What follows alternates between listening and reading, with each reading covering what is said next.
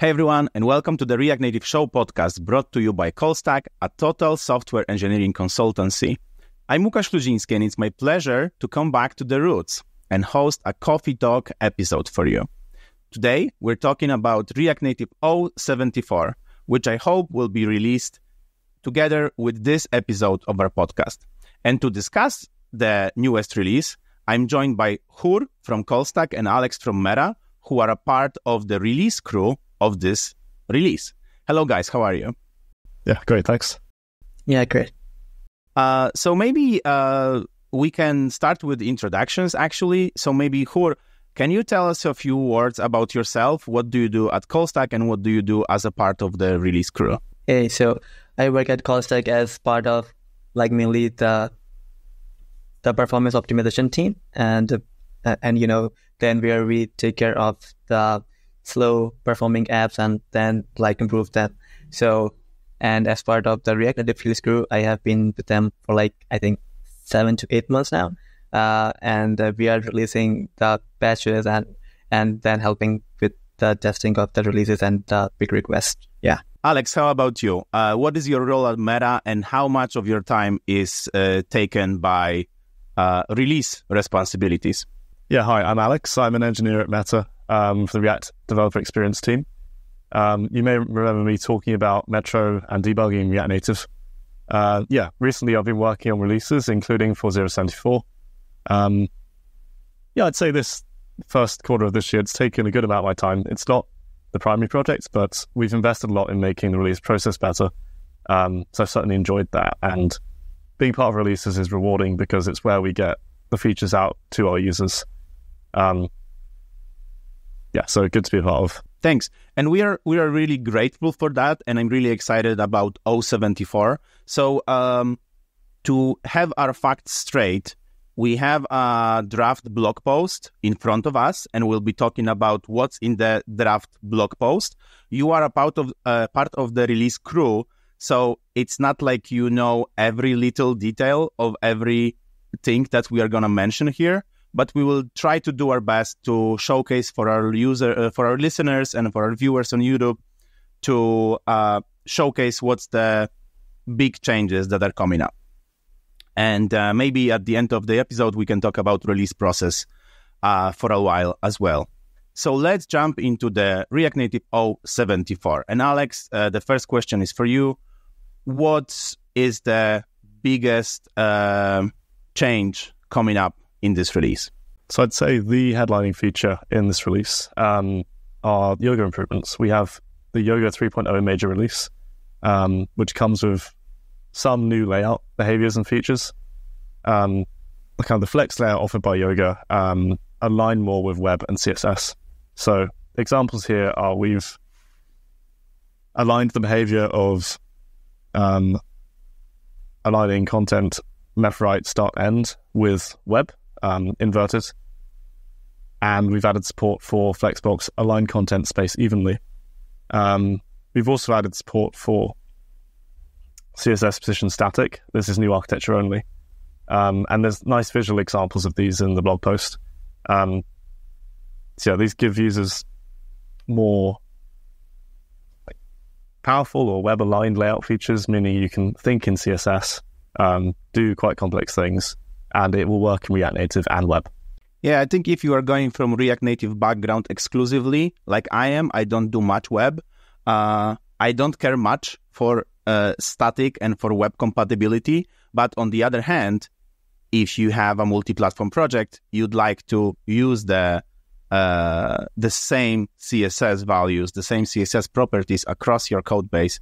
So it's good that we are going there. It might be hard for some people with React Native only background in styling, and you might need to change something in your code base if you are flipping to 0.74, if you are using the new Yoga 3 engine. Exactly. These are detailed as examples in the post and the breaking changes of this release. It's worth noting we still have some differences with Flex Layout on React Native and web. And this kind of stricter layout conformance is something that we'll iterate towards in the future. Okay, awesome. Good to know that. So that was our headline change, Yoga 3, finally. It's been a while since we had a newer version of Yoga in React Native. Okay, so going back to the blog post, the second highlight from the blog post is regarding new architecture, and it's regarding Bridgeless. So in 0.73, in the previous release, the Bridgeless mode was introduced. Not by default, but it was introduced. And what it means is that we can start our application without creating the bridge at all, meaning that we have to use new architecture without bridge. So in this new release, 0.74, this option is turned on by default. So you don't have to go to your app and enable this. The Bridgeless is on by default, and it has some consequences. So Alex, can you please fill in the blanks in what I just explained in the Bridgeless mode by default in 0.74? Yeah, exactly. So you're getting Bridgeless mode now. You're getting more of the new architecture with the new architecture. We've pushed forward with making it enabled in the architecture by default. And it is like one of the big pillars or pieces of the new architecture has been Bridgeless all along. So the majority of the effort in this release was aligning libraries to support this. There was an end-to-end collaboration with Expo and open source. And as part of it, we've significantly improved the render input layer. An example is the new renderer interop layer for Android. And we've also brought some bridge APIs to Bridgeless as well to increase backwards compatibility.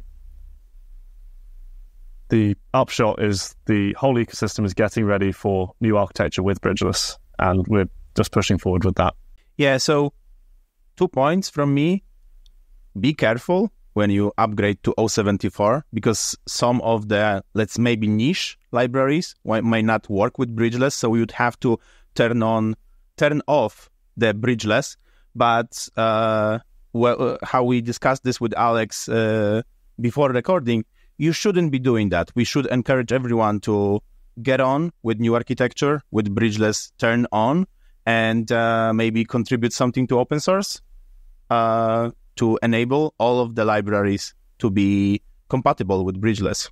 Yeah, I mean, so I actually was thinking something to say about it. So basically, with Bridgeless now being in the default mode, this unfolds a great opportunity for the developers who want to contribute to the open source, but they don't know where to start from. So to give you an idea, there is a dedicated discussion under GitHub, React Web Group.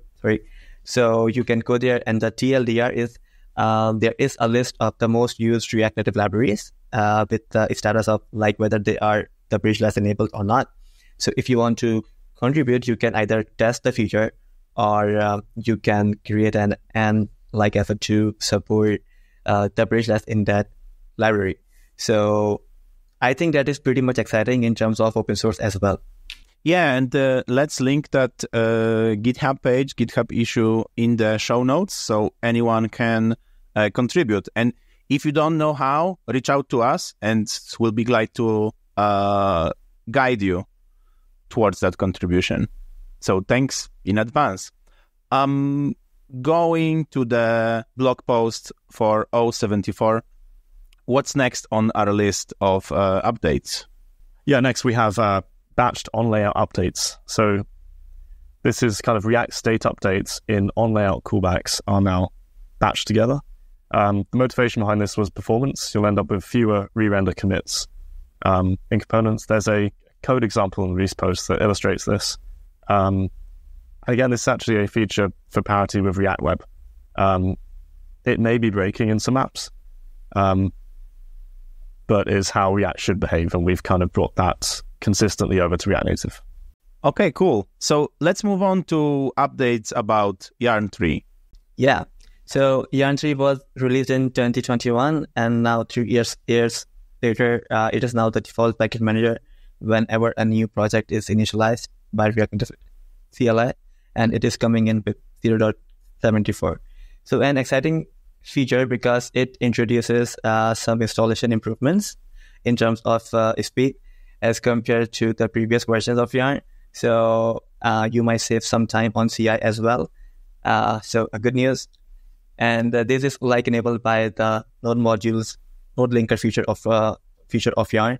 And so even like it is the default package manager with React Native CLI, you can still use your favorite package manager like NPM or Bun if you want to. So there is still flexibility in React Native CLI. Yeah, and if I can add in, like I do enjoy Yarn Modern. It's got some exciting features such as extensibility via plugins. But I personally enjoy the niche features for model repos. There's like the Yarn workspaces for each command built in, and workspace constraints, which can be very useful. And yeah, as Hur said, other package managers are available. Okay, I think we are almost done with all of the new things. I think there's the Android 6 SDK bump. Yeah. Let's talk about that. Yeah, this is really just making React Native a little more modern, increasing our base Android requirements. So minimum SDK requirement is now 23, Android 6.0. And we also have made under the hood improvements to Android this release. Something nice to note is that we've reduced the app size, the APK size in Android by about 3 megabytes, which is a near 10% improvement for an empty React Native app. So upgrade and you'll get that. Yeah. Also, Android 6.0 is probably 0.5% of the market, I want to say. I didn't check that before the episode, so I don't know, but it seems old. Yeah, we keep our support pretty good, I think, for all the apps in use at Meta, at open source. We want React Native to be usable by as many people as possible, so we keep reasonable device support around. Yeah. Okay, so I think that's all in terms of new things. Let's talk about things that are dropping from React Native, and my favorite one from this category is PropTypes. So who wants to say something about the PropTypes? Yeah, I can take it. So the PropTypes were deprecated in 2017 with React 15, but React Native was components like image or text. They have now been using TypeScript and tree. So which means that your app size will shrink, but with some KBs, and it is still a good news. But the recommendation now is to use a type system like TypeScript to ensure type safety in your applications. Yeah, just use TypeScript or Flow. Don't use PropTypes. Okay, and the next thing that is dropped is the iOS push notifications iOS. Yeah, I can take this one. I'll stress these aren't dropped, but we have had a deprecated push notification iOS API in React Native for some time. I look back and try to see when we deprecated it, and it's at least the last 6 versions. It's a long time. This has actually been updated. We migrated to Apple's newer user notification framework. So we've kind of kept support for this. However, that's involved some API changes and removal of a couple of methods on this API. The motivation here was de-risking App Store rejections from using the previous iOS 12 APIs. We've only deprecated the legacy APIs in Service 4 now, I think, the methods. But in the next release, it's important to mention users should migrate to the community library because we will intend to remove this API entirely, I think. Thanks for correcting me. I actually read it incorrectly, so sorry for that, listeners.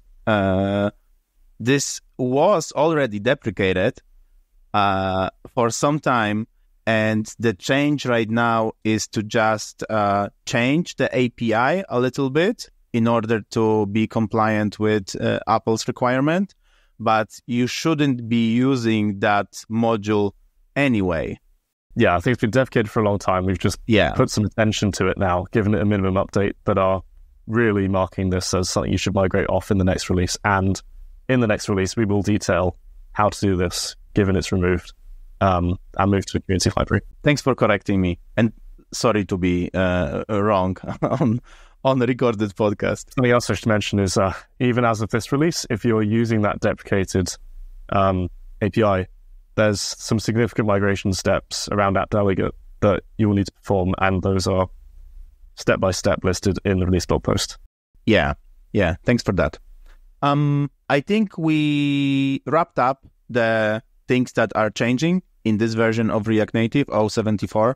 Thank you so much for driving that effort as a release crew. There are some more people mentioned in the blog post. Go ahead and read the blog post and get familiar with all of the things that we just mentioned. I want to use the opportunity that I have you guys here to maybe talk a little bit about the release process on its own. So I've heard there were some improvements, changes in the process itself. So do you want to talk about that a little bit? So in the past couple of months, there has been some significant improvements in terms of release documentation and the release process. So to start us off, the documentation for the release guidelines is now moved from the React Native website to the dedicated React Native releases repository.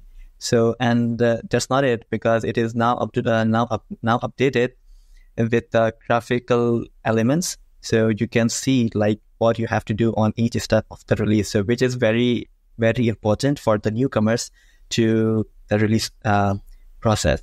So, and apart from this, we migrated to the GitHub project, which means that previously we had a discussion dedicated to each of the release, and the community members would then address their big request on the comment under the discussion. But now we have a dedicated project for each of the release. For example, if we have a dedicated project for 0.73, and in there we have the dedicated badge releases, and the users can now create a big request through using the GitHub issues. So which makes everything in one place, and we have observed that with this, the velocity of the releases has increased a lot. So that's a very good thing. So Alex, do you want to add anything else to it? Yeah, I'm also really enjoying that, the single source of truth for releases and making pick requests. I mean, the release crew, which is me, you, and three others, met around open source group, we maintain all the current active versions of React Native plus the upcoming RC for the new release. And it's nice to just have a command view of each release properly and see what is important to be picked to decide if you make a release. And that view is a lot better. Like as mentioned earlier, we made some investments in hopefully making releases more sustainable for React Native. I think I'll highlight we made efforts on release infra here. And like the user win out of this is from 0.75, we should have version pinning in React Native. Meaning if you install the React Native package, let's go to a future version like 0.75.1. All of the sub packages, i.e. the React Native prefix ones, so React Native CodeGen, for example, will also be 0.75.1. Matching projects like Babel. But behind the scenes, this has taken quite a lot to kind of unpick and change, which is why we haven't done it for 74 either.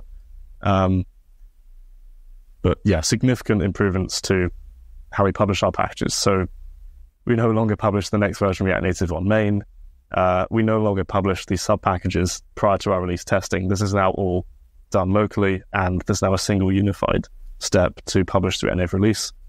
And that's about twice as fast to do as it was before. So the other upshot is this helps us get releases out to you faster, including when we respond to major issues. So yeah, less work for us, faster response times from us. Awesome. Let's link the resources that you mentioned in the show notes as well, so that people can see and understand how much it takes to actually release the project like React Native. every few months. I guess it's a hell of a job to do that, and it takes a lot of effort to do that. Yeah, and I think that's a wrap up. Thank you guys for joining me in this episode of the Coffee Talk by Callstack. We talked about the latest features and improvements in React Native 0.74.